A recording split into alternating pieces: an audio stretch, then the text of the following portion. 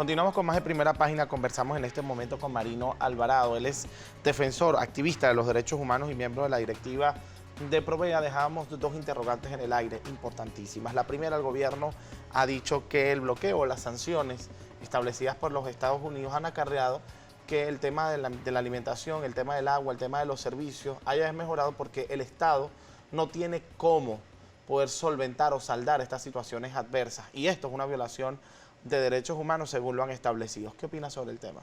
Bueno, el gobierno miente cuando dice que la crisis, que el caos económico y social que tenemos en Venezuela es consecuencia de las sanciones.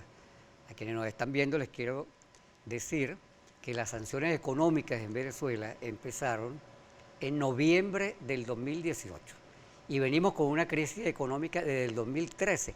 Ya la había dejado Chávez incluso, y Maduro lo que hizo fue profundizarla.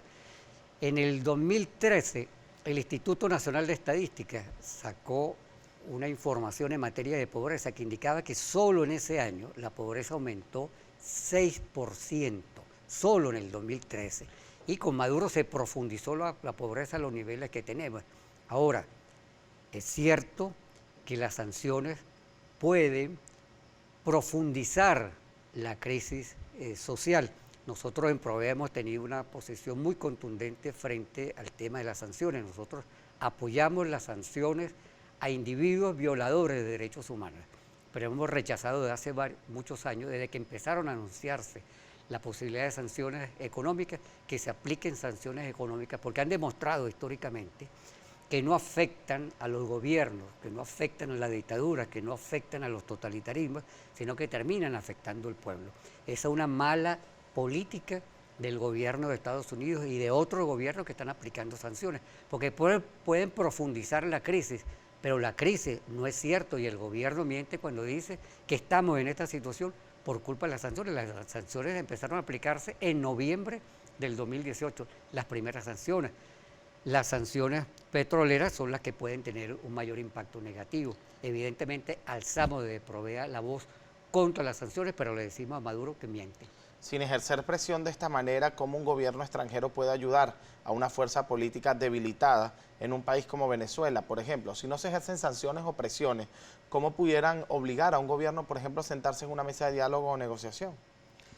Bueno, creo que hay que reconocer el gran esfuerzo que están haciendo muchos países, el Grupo de Lima, la Unión Europea, ahora el gobierno de Noruega y otros gobiernos que están ayudando a que en Venezuela tengamos una salida negociada, dialogada, política, donde el pueblo participe a través de un proceso electoral. Yo creo que es muy importante lo que está ocurriendo en Barbados. ¿Confía en Barbados? Confío en Barbados en el sentido de que todo lo que implique en Venezuela avanzar a una solución pacífica, con participación del pueblo a través de un proceso electoral que sea transparente, inclusivo, con un nuevo Consejo Nacional Electoral que le dé confianza a quien va a votar de que su voto se va a respetar, creo que ganamos todos y todas en Venezuela.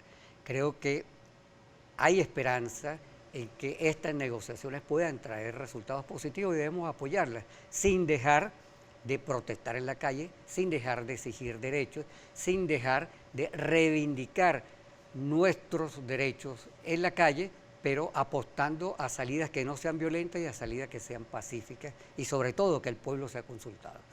Si en ese proceso electoral resulta ganador de nuevo el partido de gobierno, ¿la situación de los derechos humanos continuaría? Bueno, en primer lugar, si resulta ganador alguien del gobierno, quiere decir que las elecciones fueron inclusivas, que se permitió que distintos sectores políticos, entre ellos el chavismo, participara y hay que respetar esa decisión. Sería desafortunado para el pueblo venezolano que continuaran estos gobiernos que se autodenominan malamente bolivarianos y respetan todo el pensamiento de Bolívar, pero si ese es el resultado electoral, si esa es la voluntad del pueblo, hay que respetar la voluntad del pueblo. Democracia significa respetar las leyes y las reglas de la democracia. Lo más importante es que se consulte al pueblo venezolano, que el pueblo venezolano pueda decidir quién debe seguir los destinos. Ya la convocatoria a unas elecciones en Venezuela es una derrota para Nicolás Maduro, porque Nicolás Maduro está en el poder usurpándolo en este momento. Bien. Por unas elecciones que son fraudulentas. A nosotros nos corresponde ir a la participación de la audiencia acá en Primera Página. Como todos los días, @Primera Página y la etiqueta Primera Página a disposición de nuestra audiencia desde sus hogares. Hacen llegar sus dudas, sugerencias y comentarios con respeto Bienvenido. para nuestros invitados. Además, agradecidos por la amplia participación que todos los días presentan para con nuestros invitados y nuestro programa en general. Ya nuestra compañera Zoe Rodríguez Pérez está lista para la lectura de los tuits. Así es, Alín, 7:05 de la mañana. De inmediato vamos a pasar a la participación de nuestros televidentes a través de nuestra cuenta en Twitter, Primera Página, con la etiqueta Primera Página. Comenzamos con el señor Orlando Lezama. Decir que el informe Bachelet puede llevarse a la Corte Penal es un despropósito para el derecho internacional. Solo recoge generalidades y no están documentadas y personalizadas. En derecho, lo que se dice se prueba y de eso carece. Bueno, al señor Orlando le digo que recordemos que la Corte Penal Internacional en este momento está en la primera etapa, que es determinar si en Venezuela los graves delitos de derechos humanos han llegado al nivel de ser delitos de lesa humanidad. Después vendrá una segunda etapa, si la Corte Penal Internacional establece que en Venezuela se han perpetrado delitos de lesa humanidad, entonces vendrá una segunda etapa que será individualizar a las víctimas e individualizar a los responsables de esos delitos de lesa humanidad. Pero en esta etapa de examen preliminar de la Corte Penal Internacional, todo lo que sea información razonable, confiable y de buena data en materia de la situación de derechos humanos es muy importante, y el informe de Bachelet sí es muy importante, señor Orlando. Vamos a pasar a otro comentario del señor Luis Naranjo. Buenos días. ¿Podrá decir el invitado si ellos hicieron en su momento el informe de la violación de derechos humanos de Orlando Figuera y los que murieron en las guayas asesinas puestas por guarimberos de la oposición? Bueno, al señor Luis le decimos que desde Provea hemos mantenido una actitud siempre consecuente con que todo acto de violación de derechos humanos debe investigarse. Si lo que él dice es cierto, habría que ver hasta qué punto le corresponde al Ministerio Público establecer la responsabilidad. Desafortunadamente, señor Luis, creo que se llama usted, en Venezuela tenemos un Ministerio Público que no investiga y no sanciona, y tenemos una Defensoría del Pueblo muda.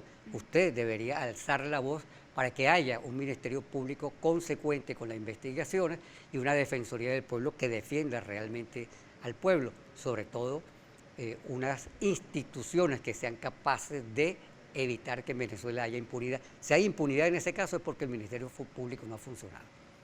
Por su parte, Ramón Ramos, el líder, le pregunta, ¿cuál es el derecho humano que debería ser atendido de materia inmediata en Venezuela, de acuerdo al informe de Bachelet? ¿Cree usted que en Venezuela se pudiera llegar a una catástrofe humanitaria de no atenderse las recomendaciones del informe? Bueno, hay muchas recomendaciones, hay muchos derechos de acuerdo al diagnóstico que hizo Bachelet, pero yo creo que hay una recomendación fundamental, porque además salva vidas, que es disolver las FAES.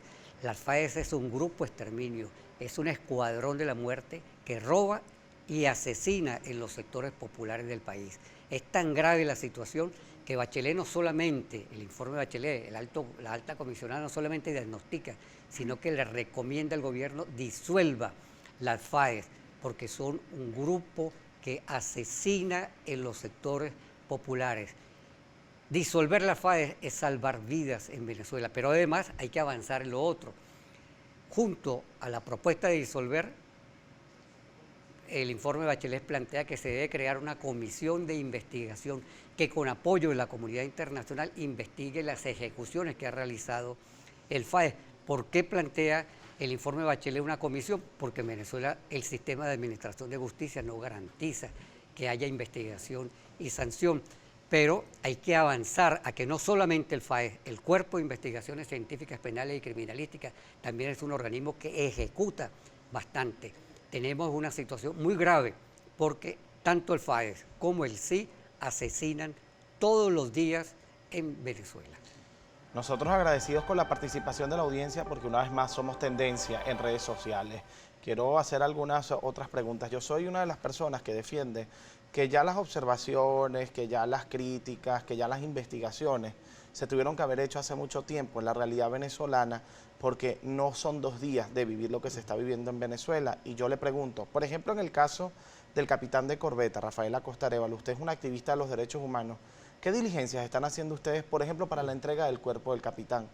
Sí, bueno, hemos estado, en primer lugar, denunciando esta situación que demuestra, es muy importante esto para nuestros televidentes, la indolencia y la maldad de un gobierno que no solamente torturó y asesinó al capitán Rafael Acosta Arévalo, sino que ni siquiera entrega el cadáver profundizando el dolor de la familia. Hay que ver la maldad con la que actúa el gobierno, que además de asesinarlo, profundiza el dolor.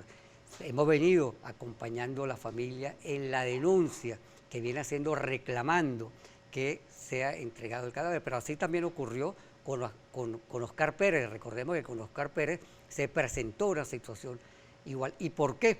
Porque el gobierno no quiere que se sepa la verdad. Y el Ministerio Público tiene que cambiar la imputación.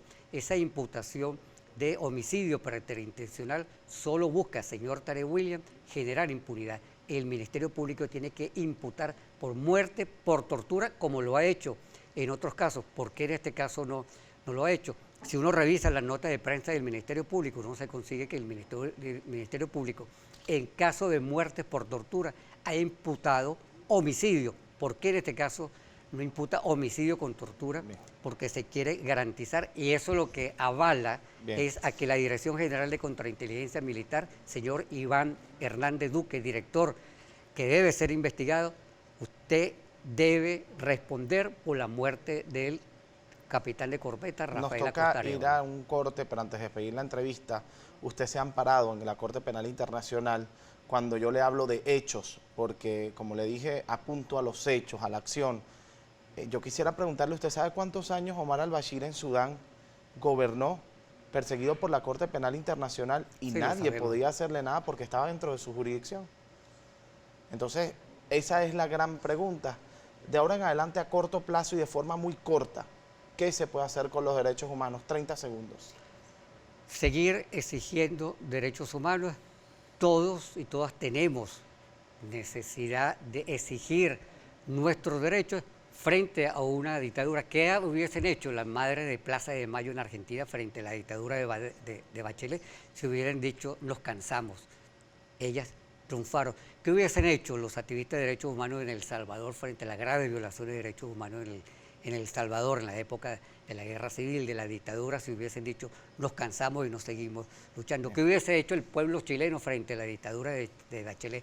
No se cansaron, siguieron luchando y triunfaron. Aquí en Venezuela estamos optimistas y seremos optimistas. Sigamos en la calle, sigamos exigiendo derechos y con seguridad vamos a tener un futuro distinto, un futuro mejor para el país. Muchísimas gracias a Marino Alvarado y a los participantes por Twitter acá en nuestro programa, y que también es el programa de cada uno de nuestros invitados. Nos habló del caso de Argentina con Perón y el caso de Chile con Pinochet, además de algunos otros casos en El Salvador. Invitó a no rendirse. Ese es el resumen de nuestra entrevista el día de hoy. Nosotros en la próxima parte seguimos con más de Primera Página.